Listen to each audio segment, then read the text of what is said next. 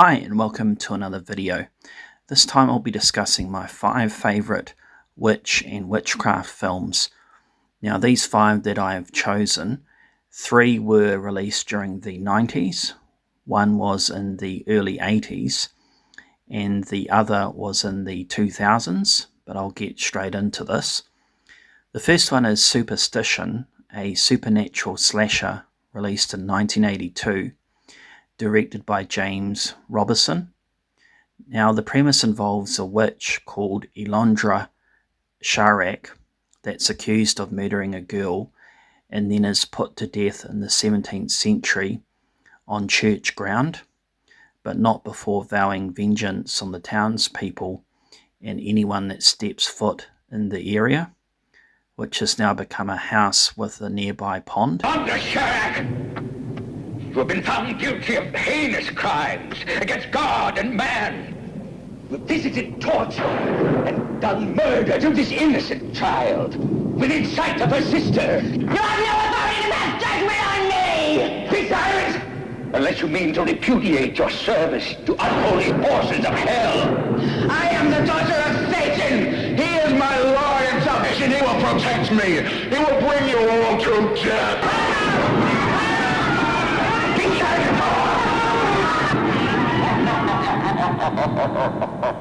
We have not the proper machinery here to force a cleansing of this twisted soul. How can I bring myself to burn alive even one so vile as this?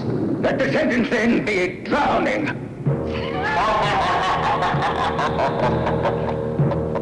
Our sole blessed relic from Rome will be the holy seal that would hold you fast for all eternity, suspended between hell and the release of death.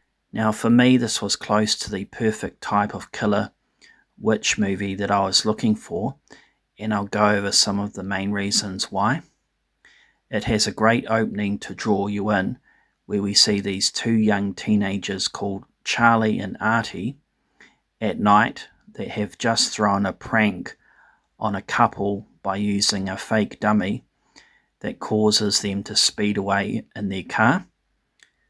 One of the teenagers, having watched from up in the attic in the old house, goes downstairs into the kitchen and notices a microwave that's turned on, when he's suddenly thrown violently by an unseen force into the ceiling before falling down onto the floor. The other teenager enters the house looking for his friend and finds his severed head in the microwave belonging to him, which explodes. Scared to death, the guy finds he's locked in the house and tries to escape through a window, which moves on its own, causing him to become stuck, which eventually cuts his body into 2, the upper half of the body falling onto the ground below, where we see the teenager try to move before dying. His bottom half moves for a few seconds as well. Horrific and gory deaths for the pair, which horror fans would enjoy. I also like the appearance of the witch, where we see this figure in a hooded robe with dark creature-like arms with clawed fingers and a cackle that would put the chills into anyone. That it can change form, such as presenting as a little girl. Now what is also pretty cool about Superstition is that we learn that an ancient ritual performed by a priest on Elondra with the help of a cross when she's drowned in the pond some 300 years ago is that the witch can only move around at night, while during the day a person's safe. That was a good rule to throw into the film.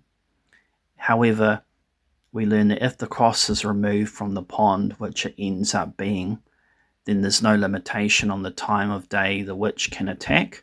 I noticed with the religious artifact of the cross is that in this movie, that it actually helps keep the holder safe from the witch, and that she can't touch you while you have it.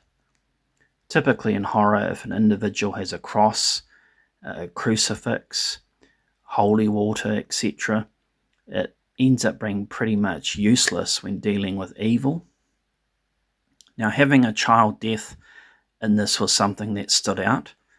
Although at first it's a quick cut where we see this hand pull up Justin, the name of the boy, after he sees a workman's body, we don't see the camera on him being killed, but we later see his body dangling in front of a doorway with blood on him, clearly showing him deceased. Often kids in horror movies are generally not targeted.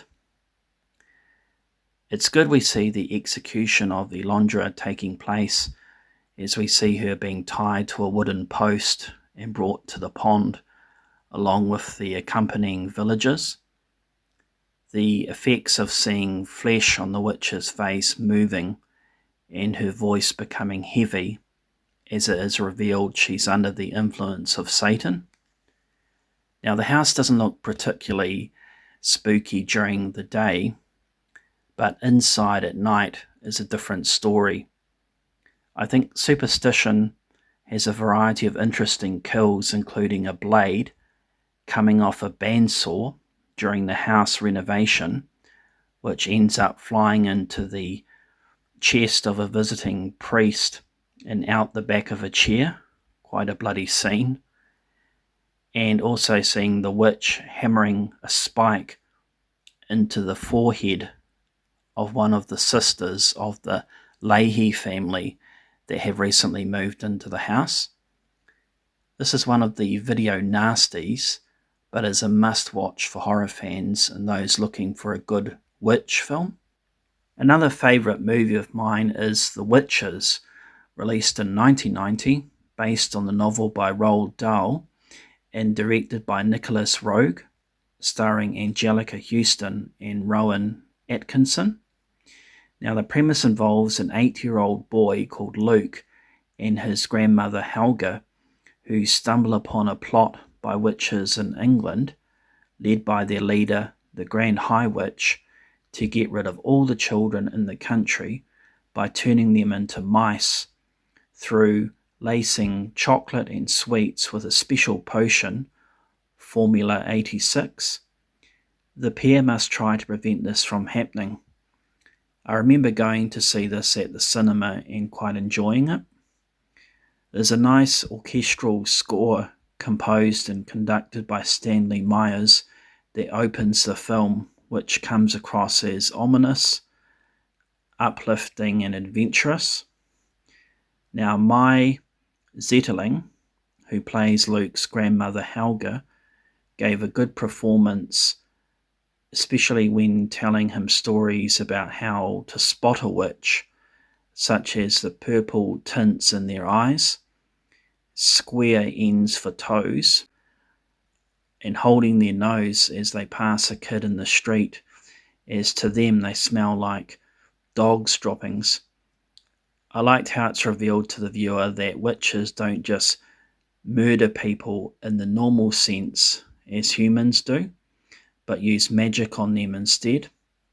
Helga tells a scary tale about when she was younger, her friend Erica is taken by a witch when going to get a bottle of milk for her father. Erica ends up locked in the family painting of an old farmhouse, is never seen moving, and ages as time goes on until she vanishes completely from it. I thought this was both unique and horrifying. Another aspect of the movie I thought was done quite well were the scenes of when the Grand High Witch reveals her true grotesque form by taking off her human mask, and when Luke and his friend Bruno at the hotel they're staying at are transformed into mice. A very good combination of makeup, prosthetics, and animatronic mice. The movie has some very tense moments, including when Bruno and Luke, being transformed into mice, have to get back into Helga's hotel room without being seen or stomped on by the guests. Also, when Luke has to get into the Grand High Witch's room in order to get a bottle of the potion to slip it into the evening meal the witches will have without getting eaten by the cat. Spoilers, but I did want to bring up the ending, as the film differs from the book. In the book, Luke remains as a mouse, but in the movie, Luke is changed back into a human again by one of the witches that's now reformed. I can understand why it was done so that it could be a happier ending for the audience. And I'd have to agree myself that the director made the right call in the end.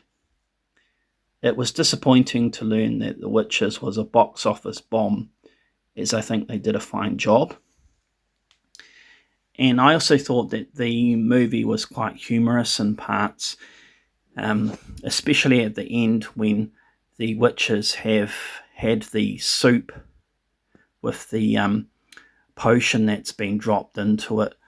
We see them transforming into these ugly rats, and guests and the manager trying to kill them, and the manager himself, called Mr. Stringer, picking up one and throwing it over himself into the air.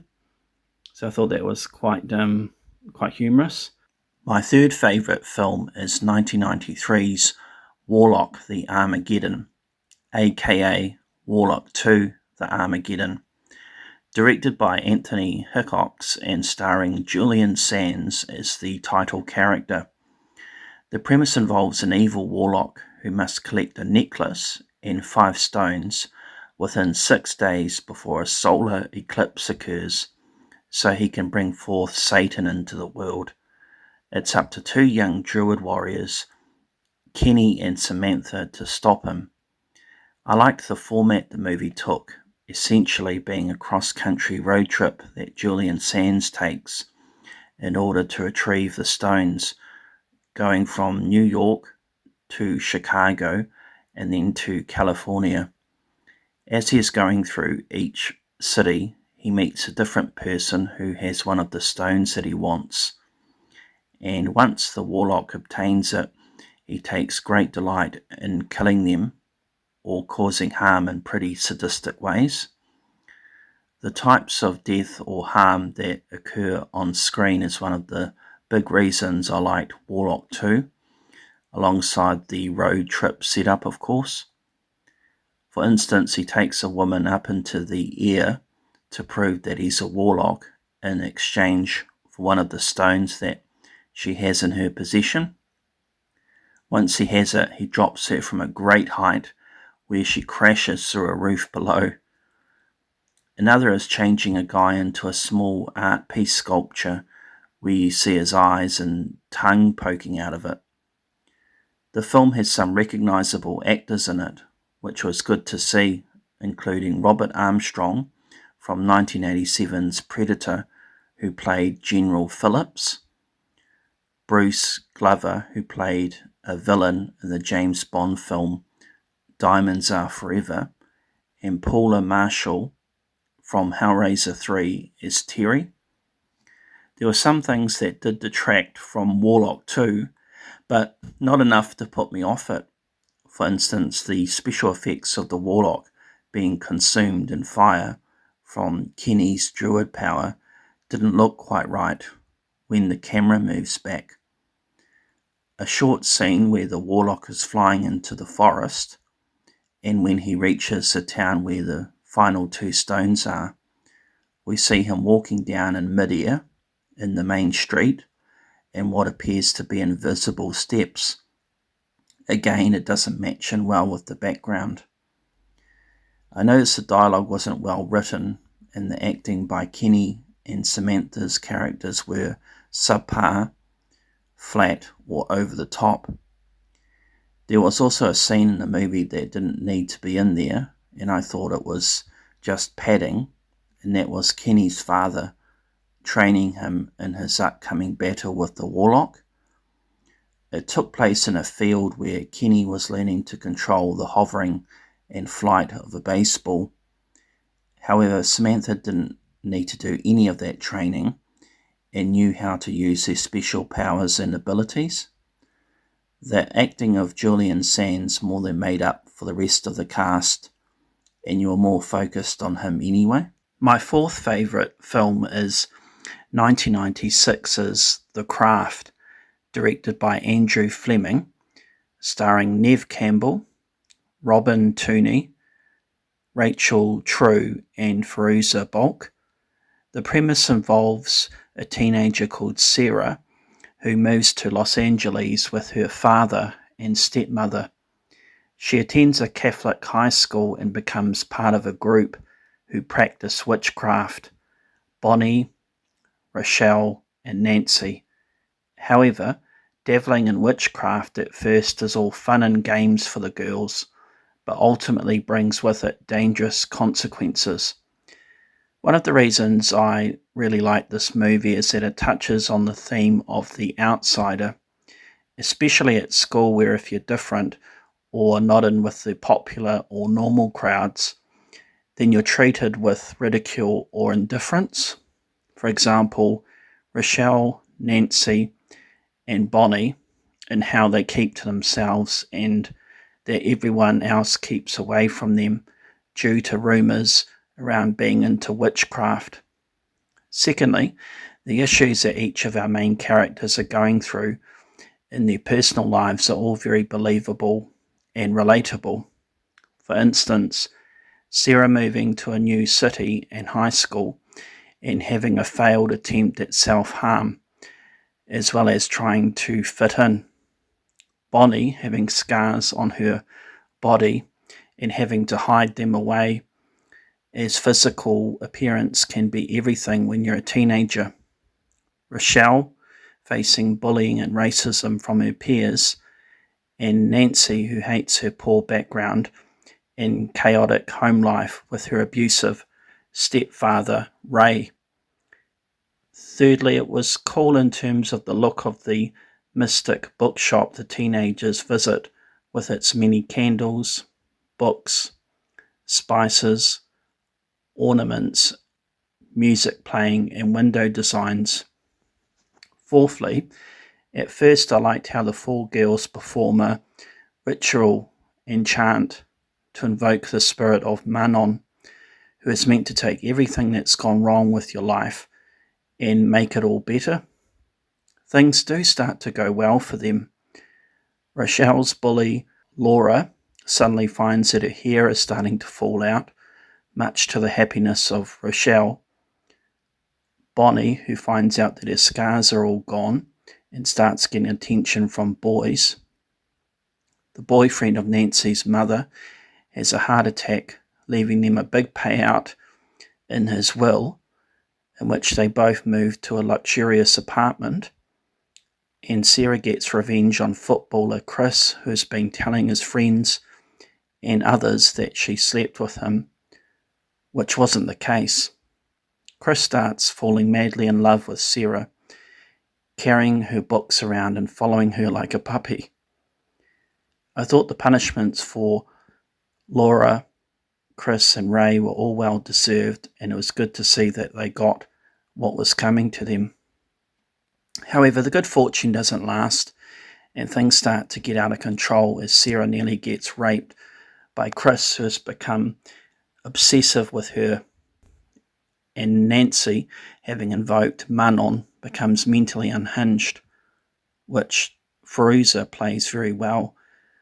For instance, driving through a red light, which could have killed all four of them in the car, but she doesn't have a care in the world.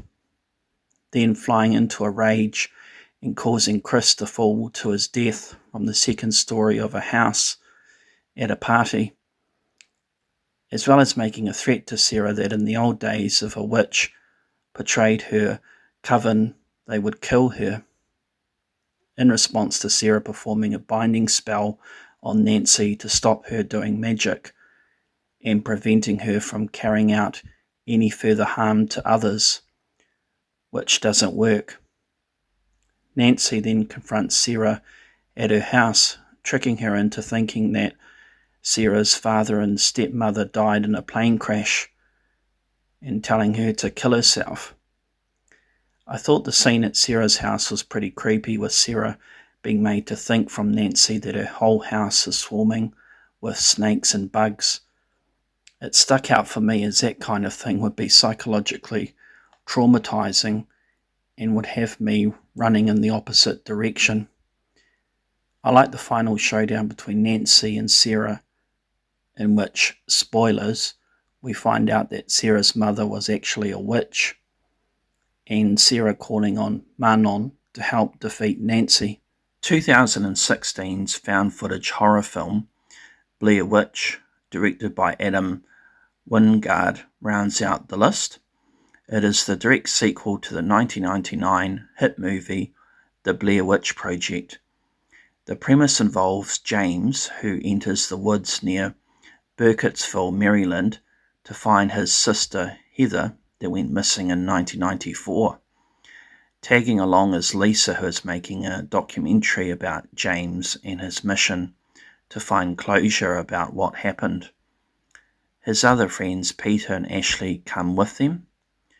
In addition, a young couple, Lane and Talia, join the group, who are locals and have uncovered a supposed tape of Heather's last whereabouts that was initially uploaded and viewed by James.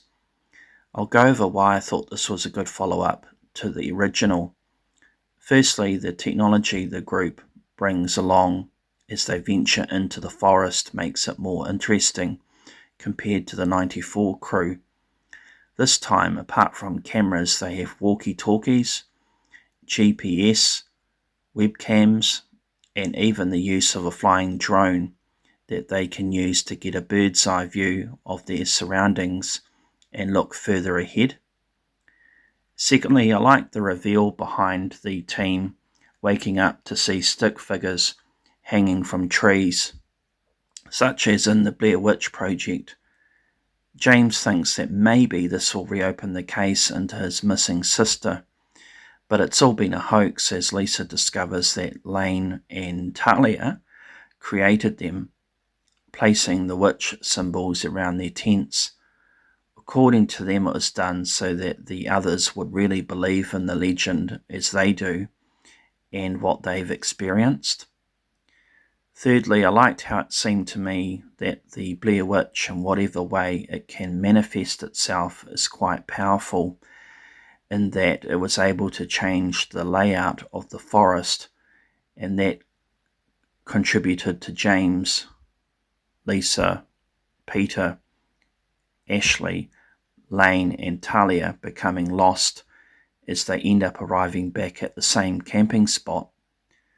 For example, we hear cracking sounds coming from either trees or something out there that was reconfiguring the forest they first entered into.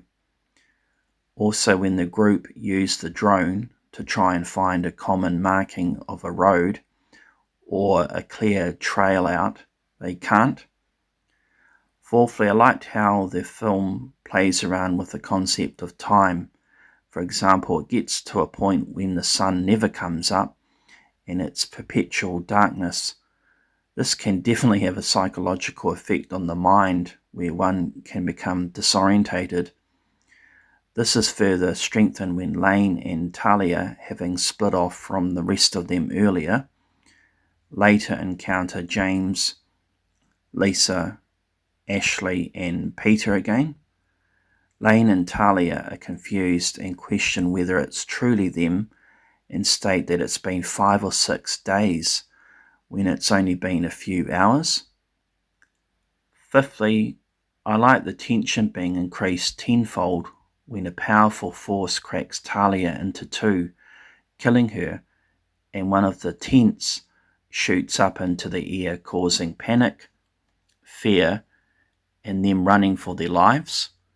The final segment of the movie was heart-racing as James and Lisa stumble upon the old Rustin Parr house that shouldn't be there, eventually being cornered in the attic of the house and knowing that the witch is right behind them and that if they turn around to look at her, they will perish. I like that the witch uses the voices of people they are familiar with to tempt them to look behind. For example, James feels like he hears Heather, his sister, talking to him,